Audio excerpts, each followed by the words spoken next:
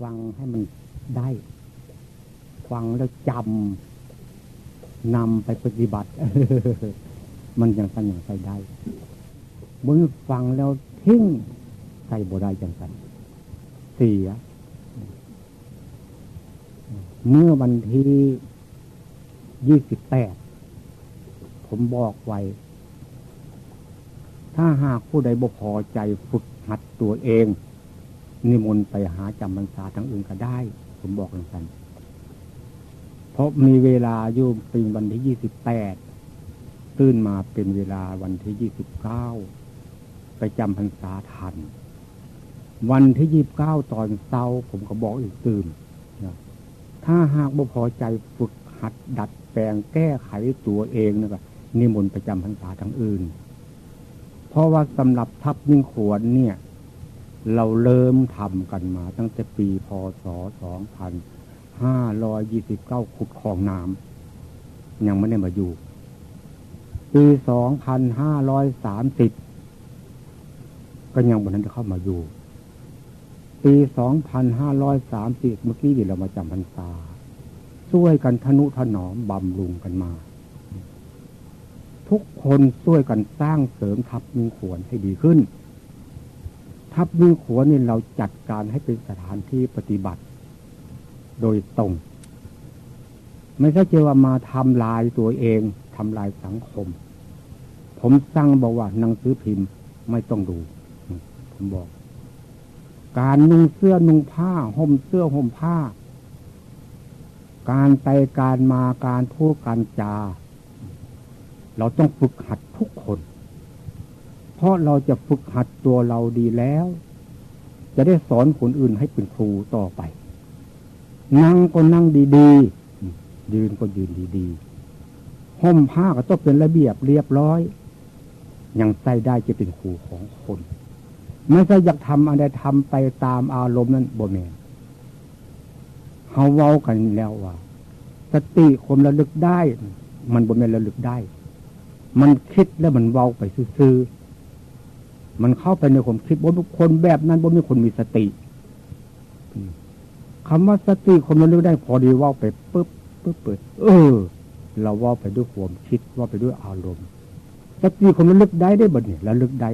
จับยังสติความรู้ตัวนี่สติความรู้ได้สัมปชัญญะรู้ตัวแล้วก็กลับความคิดประเภทนี้มันด้วยสติปัญญาหรือมันอยู่ด้วยโมหะโทสะโลภะเราต้องรู้จักถ้าหากไม่รู้จักตรงนั้นก็แสดงว่าคนนั้นยังไม่ได้ฝึกหัดตัวเองที่ผมบอกนี่เป็นเนื้อแหลม8 คำเข้าพรรษาผ่านมาแล้วเป็นเวลา7 มื้อการงานทุกสิ่งทุกอย่างครับต้องฝึกจริงๆถ้าใครบ่ฝึกเกิดในมนต์ประจำภาษาทางอื่นก็ได้เดี๋ยวนี้พรรษาหลังยังมีครับผมสั่งต้องเสื้อฟังอันนี้เป็นคำสั่งได้ครับคำสั่งบอกให้ทำอย่างนั้นต้องทำบ่ทำบ่ได้มันเป็นการลบล้างมันเป็นการเนรคุณผมพูดด้วยความจริงใจเพื่อความหวังดีต่อพรรคพวกทุกองค์เนรคือกันพระคือกันญาติโยมคือกันอย่าคิดว่าผมดีแล้วบ่ดีความดีของมูเราซื่อๆนั่นเนี่ย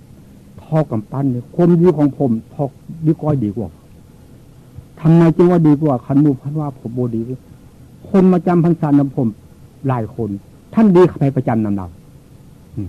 ให้คิดจังสิอยู่เสมอผมหวังดีมีคนมาผมก็รับต้อนบ่มีทางไปผมรับหวังว่าทุกคนต้องแก้ได้เรื่องนิสัยใจคอ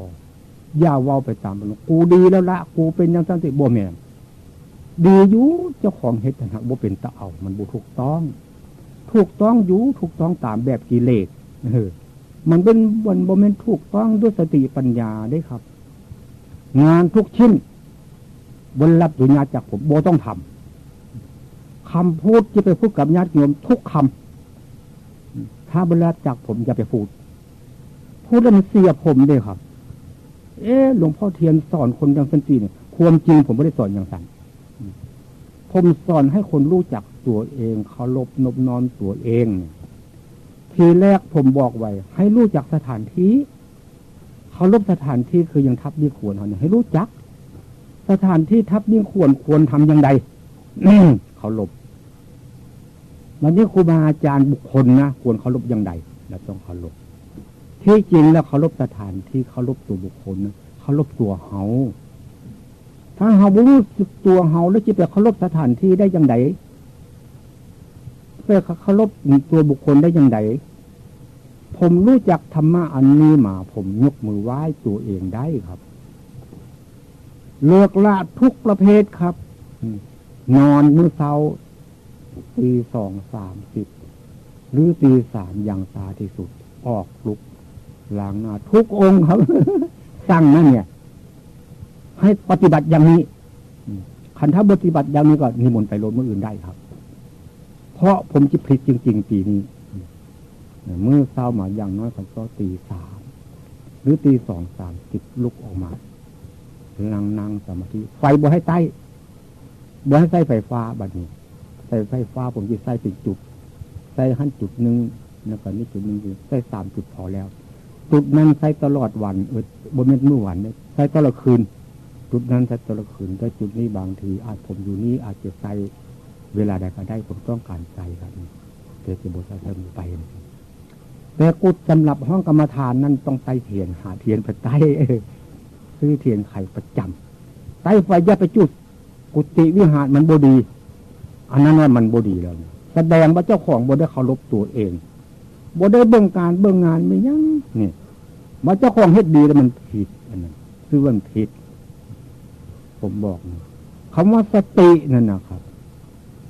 มันเป็นเรื่องความคิดได้สติความคิดกับสติเป็นคนละอันกันเลย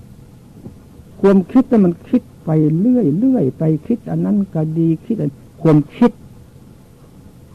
เมื่อสติแล้วดึกโอ้กูคิดได้เนี่ยแต่ว่าสติผมระลึกได้บนนี้ระลึกได้เราคิดบนรู้ตัวไหมรู้ตัวแล้วบนรู้ตัวแล้วโอ้คิดเมื่อกี้นี่มันผิดเด้ทำเมื่อกี้มันผิดเด้เนี่ยเป็นว่าว่าผมรู้สึกตัวฟังให้เป็นเรียนมาแล้วเอาไปใส่บ่ได้มันสู้มาที่เฮือนบ่ได้ข่มหูแบบนั้นมันก็ดีอยู่แต่เป็นข่มหูแบบโลกยาวข่มหูแบบโลกมาว่ากันสถานที่ที่ตรงนี้สถานที่ที่ฝึกหัดให้คนมีจิตใจสูงแล้วบ่ได้ฝึกหัดให้คนจิตใจต่ำสิ่งเสพติดทุกประเภทบ่ให้นำเข้ามาใครนำเข้ามาตั้งแต่มีสั่งเด็ดขาดนิมนต์ไปโลดหนังสือพิมพ์ทุกประเภทบ่ต้องมาอ่านทีนี้เขาอ่านกันมาพอแล้วเขาอ่านหนังสือพิมพ์มาได้เป็นรัฐมนตรีจากคนอยู่นี่บ่ได้เป็นผู้บริหารงานจากคนบ่มีผู้ใดเป็นบริหารจักคนเรื่องนั้นสั้นมันเรื่องของโลกเฮาที่แสวงหาธรรมะสิ่งที่คนบ่เคยแสวงหานั้นให้มาแก้ปัญหาตัวเฮาเมื่อเฮาแก้ปัญหาตัวเฮาได้แล้วเฮาจะไปแก้ปัญหาของคนอื่นได้เมื่อเฮาแก้ปัญหาตัวเฮาบ่ได้จะไปแก้ปัญหาผู้อื่นบ่ได้เขาบ่นับถือเฮาดีบ่แพ้หยังสู้ผ้าเสเท่าเขาบ่ได้ดีนะนี่มันเป็นอย่างนั้นคันสู้ผ้าเสเท่าเขาบ่ได้เขาจิเคารพเพิ่นหยังผ้าเสเท่านี่เจ้าของดีอย่างจันติอันนั้นกูก็เฮ็ดเป็นอันนี้กูก็เฮ็ดเป็นเฮ็ดแล้วมันบ่ทุกจังหวะเจ้าของซื้อผู้อื่นเขาว่าบ่เห็นดีแล้วมันจะดีอย่างไรให้คนอื่นเห็นดีให้คนอื่นเขาว่าเขาดีอย่าไปว่าเขาดีจักเทื่อทุกคนผมสั่งเนี่ยเป็นคำสั่งอันเนี้ยถ้าหากว่ากูดีแล้วฉันโอ้เสียแล้วคนนั้นไม่ใช่คนดีแล้วคนเสียว่าดีเอาตัวเองเลยได้นั่นเขาว่าคนบ่มีดีอวดดีซื้อๆอันนั้นคนดีแล้วบ่ต้องอวดดีเขามาหาคือยังเฮาสร้างทับมีขวดนี่แล้วนี่เฮาบ่ได้ไปอ้อนวอนขอร้องไม่ยังสตางค์นึง2 สตางค์100 1 1,000เฮาบ่ได้ไปเผยแผ่ผมคิดว่าได้มาด้วยน้ำพักน้ำแรงพระทุกองค์เนรทุกองค์งานโยมทุกองค์ทำดีไว้นี้เขาเกิดศรัทธาผมไปเทศข้าเจ้าก็ให้มาเทื่อละ100 200เทื่อละ1,000ก็เทื่อละหมื่นก็มีนะครับข้าเจ้าให้มาผมบ่ได้เฮ็ดหยังผมพยายามทำเพื่อหมู่ก็ทำเพื่อผม มู่ทำดีบ่ไม่ทำดีให้มู่ได้ทำดีให้ผมทำดีบ่ผมทำดีให้มู่บ่ไม่ผมทำดีให้มู่แล้วทุกคนช่วยทำดีส่งเสริมกันเข้าอย่าปากอย่าเว้าอย่าคุยกันโดยที่ไร้ประโยชน์โดยที่บ่มีเหตุผลผมเบิ่งทุกมือผมเบิ่งพระเนรทุกองค์นุ่งเสื้อนุ่งผ้าให้เป็นระเบียบเรียบร้อยอย่าสิว่าอยากนุ่งต้องใดนุ่งไปคันให้ดังนั้นทำลายตัวเองทำลายหมู่ทำลายสังคมนี่มันมีโลดผมบ่ห่วงผู้เดียวผมอยู่ได้เพราะว่าผมสร้างคุณดีความงามคนรู้จักผมหลายคนเมื่อท่านดีนะเขาไปหาเขาบ่มีแต่เขาจะไล่หนีออกจากสำนักคันเขาไล่หนีจากสำนักเขาเป็นคนดีบ่ดีคนซัวให้เข้าใจว่าเขาเป็นคนซัวเขายังอยากให้เขานี้ไผบ่อยากปากอยากเว้านำเฮาแล้วคือว่าเฮาซัวแล้วให้สำนึกอยู่เสมออันนี้มีคนไปคนมายกมือไหว้อันนั้นคนดีมีคนไปคนมาถามเขาบ่อยากปากอันนั้นคือว่าคนซัวให้เข้าใจอย่างสั้นเฮาดีแล้วพ่อแม่อ้ายน้องดีนำเฮาดีแล้วเพื่อนฝูงดีนำเฮาไปทางใดนิมนต์มาสอนผมเด้อครับเฮามีความรู้บ่แม่นสิฮู้แต่เว้าซื่อๆการกระทำมันเสียนั่นมันบ่คุ้มค่าเด้ครับอย่าให้มันเสียถึงการกระทำอย่าให้มันเสียถึงการพูดอย่าให้มันเสียถึงการสอนให้มันได้3อย่างนี้ชื่อว่าพระธรรมพระทำการพระทำงานพระพูดพระเว้าพระนึกพระคิดเขาเอิ้นพระธรรมพูดเสียออกไปทำเสียออกไปคิดเสียออกไปเขาว่าผีเว้าบนพระเว้ามันเสียอันนั้นให้เขาใจว่าพระธรรมคือเฮานี่แหละธรรมพระพุทธเจ้าทุกพระองค์ต้องเคารพพระธรรมพระพุทธเจ้าก็เคารพพระธรรมนี่กับพระธรรมนี่ตัวเฮาเนี่ยพระธรรมคันถ้าเฮาบ่เห็นดังซี่เฮาจะบ่เห็นพระธรรมจากเทื่อเฮาจะบ่ได้ไปสอนพระธรรมจากเทื่อเฮาจะบ่ได้เห็นพระสงฆ์ผู้ปฏิบัติตามพระธรรมจากเทื่อพระสงฆ์ก็คือตัวเฮาเนี่ยปฏิบัติตามสติปัญญาอย่าซื่อว่าตามความคิดอันคนให้ไปตามความคิดนั้นบ่แม่นเขาเอิ้นว่าวิปัสสนุอุปกิเลส16ประการผู้ได้เรียนเป็นมหมหากมีในอยู่นี่หมู่ท่านเขียนหนังสือเป็นทุกองค์อ่านหนังสือได้ทุกองค์ผมเขียนหนังสือบ่เป็นอ่านหนังสือบ่เป็นแต่ผมเป็นคนพูดก็จริงทำก็จริงทำไมพูดจริงทำโยให้ว่าคนเขตอำเภอหนึ่งเนี่ยที่มาพิษธรรมะอันนี้ขึ้นมาผมว่ายากเลยคนจำนวนในเมืองไทยเนี่ย50 กว่าล้านคนบ่พอล้านคนได้ว่าธรรมะแบบผมนี่ครับจังหวัดเลยเนี่ยเพราะว่าผมเนี่ยผู้หนึ่งครับเริ่มปฏิบัติมาเป็นโยมไม่เสียด้วยนี่นะครับผมเสียสละทุ่มเทมาตั้งแต่เป็นโยมผมครับผมว่าธรรมะอันนี้ทำให้คนทุกคนพ้นทุกข์ไปได้จริงความทุกข์นั้นเขาบูฮู้จักคือว่าเอาทุกข์นั้นมาเป็นความสุขเพิ่นว่าอย่าเห็นทุกข์เป็นสุขว่าซั่นอย่าเห็นผิดเป็นทุกข์อย่าเห็นนรกเป็นสวรรค์อย่าเห็นกงจักรเป็นดอกบัวมันเห็นไปจนได้เห็นผิดเป็นทุกข์ได้แท้แต่ก่อนเห็นทุกข์เป็นสุขเห็นชั่วเป็นดีไปซั่นบาดมาปฏิบัติธรรมมีโอโบแมนอันทุกข์เป็นทุกข์สุขเป็นสุขผิดเป็นผิดทุกข์เป็นทุกข์คนอื่นสัจจะเป็นของจริงเขาให้จังใดเพิ่งกว่าจังสันแล้วนี่เป็นของจริงจริงโดยสมมุติอันคนอื่นสมมุติบัญญัติขึ้นมาเขาโบเสื้อฟังด้วยครับคนอื่นสมมุติบัญญัติปรมัตถ์บัญญัติขึ้นมาเพราะมันโบดีคนโบเห็นดีคนอื่นบัญญัติขึ้นมามันโบดีว่าไงอัฏฐะอัฏฐะก็คือตัวผมคิดทุนแล้วอัฏฐบัญญัติมันคิดขึ้นมาเขานึกคิดไปจังซี่อริยบัญญัติอริยบุคคลได้บัญญัติจึงเป็นอันผู้มีสติครับมันคิดขึ้นมาเลยเห็นดูโอ้มันคิดได้เมื่อกี้เนี่ยอันนั้นพุทธเอิ้นมีสติจึงคมระลึกได้จำปาสัญญาคมรู้ตัวแล้วมันคิดเมื่อกี้เนี่ยใช่มั้ยเอาตัวนี้ไป2ตัวหลังที่ได้ครับนี่ผมตั้งใจมาพูดมาว่าให้ฟังการงานทุกชิ้น บนรับคำพูดจากผมอย่าไปทำทุกอย่างทีเดียวสั่งเด็ดขาดมือนี้ถ้าหากให้บ่ปฏิบัติอย่างนี้มืออื่นเซานิมนต์ประสันจังหันหน้าก็ได้บ่งอครับผมบ่งอแท้ๆเพราะผมจะพยายามพิษที่ตรงนี้แท้ๆปีนี้ครับจำนวนพระอยู่นี่เนรอยู่นี่ผมว่าได้จาก2-3 องค์ก็จะดีนี่ผมตั้งใจไว้อย่างไรทุกองค์ที่ผมว่านี่ญาติโยมคือกันมานี่บ่งอแท้ๆจีงอยังไงขันงอคนจีมันจะสอนคนดีบอกมันก็ไปเอาใจคนสนัวบ่ต้องเอาใจสอนทุกอย่างผมสูบบุหรี่ครับเขานั้นผมว่าเห็นสูบบุหรี่มันโก้เขาเลยยากระป๋องพูน่ามือแดงมัดพอดีผมปฏิบัติธรรมนั่น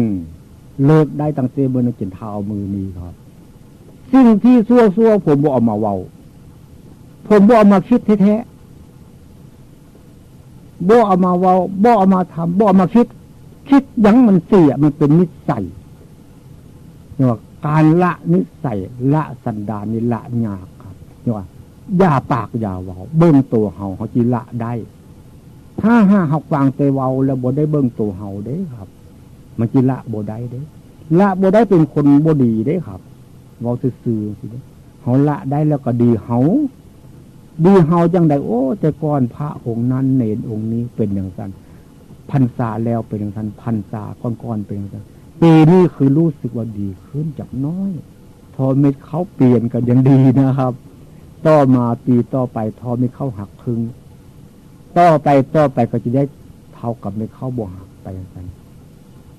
บัดนี้เปรียบเทียบให้ฟังขี้แก้กับข้าวรีดแต่ข้าวรีดมันไม่ได้ต่ำบทเป็นขี้แก่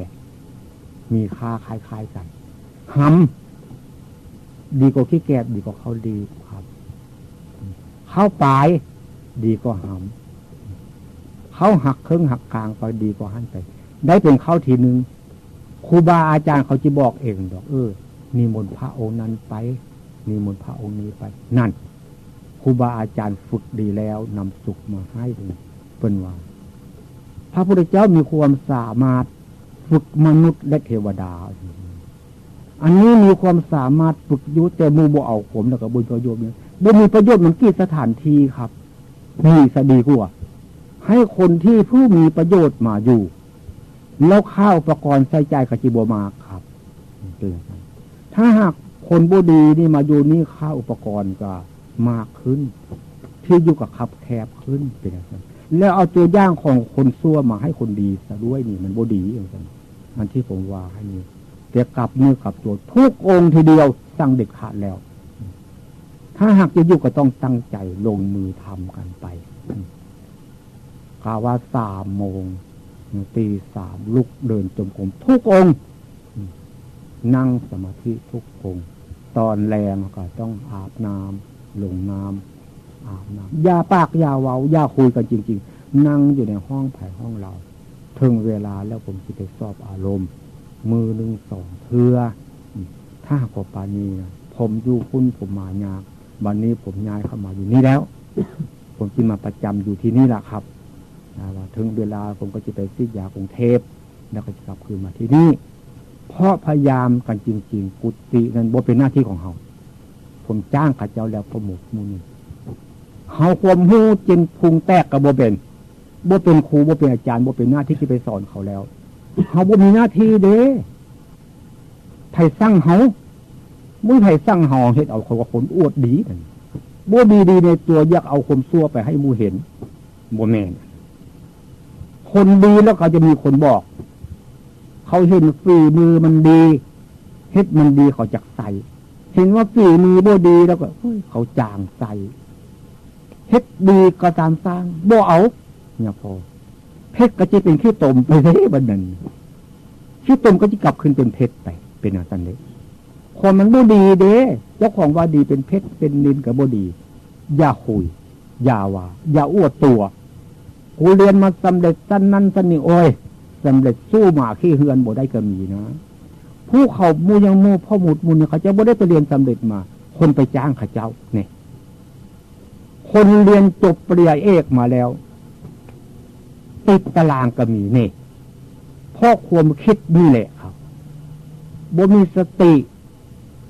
บ่มีสมาธิบ่มีปัญญาบ่มีความรู้สึกตัวให้ว่าได้ไปเพิ่นว่าคนบ่มีประโยชน์อันสู้หมาขี้เหือนบ่ได้คนบ่มีความรู้บัดเนี่ยคือยังบ่พอหมู่ไทยบ้านบ่ผมมาจ้างเขาจะไม่เฮ็ดเนี่ยเขาจะบ่ได้ไปเรียนดอกหมู่นี่บ่ได้ไปเข้าโรงกึ่งบ่ได้ไปเข้าโรงเรียนโรงซ่อมโรงอันใดเขาจะบ่ได้เฮ็ดเป็นการกระทำถูกต้องพุ่นเขายังว่ามันดีการกระทำบ่ถูกต้องเรียนมาจบสั้นใดก็ตามสร้างมันบ่มีค่าครับมีค่าเพราะเฮาเว้าเอาว่าเฮามีใบประกาศมีใบประกาศได้เงินเดือนเท่าใดบ่ได้จ้อยซ้ำนี่มันบ่มีประโยชน์มีหยังแม่ข่าวคือกันแม่ดำคือกันมีผู้ใดว่าให้ปรับแป๊บโกรธเกลียดกันทุกข์กันมีเรื่องอย่างมาว่ากับญาพ่อสะพรเพราะญาพ่อเป็นคนบริหารงานที่ตรงนี้ที่ว่าญาพ่อบริหารงานกับเมียนแล้วที่บ่เมียนยังไงมีบ่เมียนลัดเมียนบอกสัตว์เนี่ยก้อนข้าเจ้าจีมีศรัทธาข้าเจ้าศรัทธาผมพี่ข้าเจ้ามีศรัทธาและข้าเจ้าอย่างยกให้ครับที่อันนี้พวกข้าเจ้าโมศรัทธาก็ได้หาเงินสดใสข้าเจ้าไปมืดเงินล้านกว่าบาทแล้วได้ของเฮ็ดเนี่ยครับแล้วมือบ่ได้ไปหาเงินมาซอยคนละ1,000-2,000หรอกครับคนละ10,000ก็บ่มีแต่ผมไปหั่นมานี่เตสังเตนี่แล้วก็มีเอาพวกมาให้เฮาพยายามถนอมกันดูพอทุกคนช่วยกันสร้างดีได้เมื่อเพิ่นบ่ได้ไปหักสร้างความดีไว้นี่บัดนี้นี่ก็เท่ากับหมู่ไปเป็นจังซี่ผมไปเด้เขาเจ้าเอิ้นผมเด้นี่บ่เนาะแล้วก็หมู่ทำงานทางหลังเนี่ยมันก็ซอยกันเพิ่นเอิ้นคีม2ปากคีมปากเดียวมาจับเด็กบ่อยู่เพิ่นว่ามันมีคีม2ปากจับเด็กแดงเด็กฮ้อนมันอยู่ได้ยังว่าความเดือดร้อนความสับสนวุ่นวายย่านำมาแท้ๆได้ยินทุกองค์ผมสร้างนี่มันบอกครับเลิกตั้งแต่นี้เป็นต้นไปยังซื้อพิมพ์เข้ามานี่ผมด่าลงมาเดียวบนมันหน้าคนแล้วนั่นหน้าสัตว์แล้วนั่นบนพระแล้วนั่นผีแล้วนั่นคนมันต้องจำได้นี่ครับผีมันจำบ่ได้ครับคนกับผีจึงว่ากันบ่เป็นผู้มีตาทิพย์จึงเห็นผีคนบ่มีตาทิพย์มันจะเห็นผีบอกพี่คือคนเว้ายากพูดยากสอนยากเขาก็บักผีเอาซั่นเกินมันเว้ายากเนาะคันเป็นผู้ชายคันผู้หญิงก็มีไม่เกินก็คือผีว่าอีผีเกินมันเว้ายากนี่พระเนรคือกัน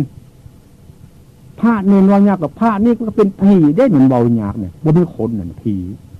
รูปร่างหน้าตาแข้งขาเป็นคนก็จริงหากเป็นผีใจมันเป็นผีบ่มีตัวคนเป็นได้ครับใจมันเป็นผีจริงว่าเลิกละสันดานผีออกไปซะนี่เนี่ยมี8คำแหลม8คำตั้งแต่มือเป็นต้นไปสิ่งเสพติดทุกประเภทอย่านำเข้ามามือบ่เห็นว่าสันตาแต่มันเห็น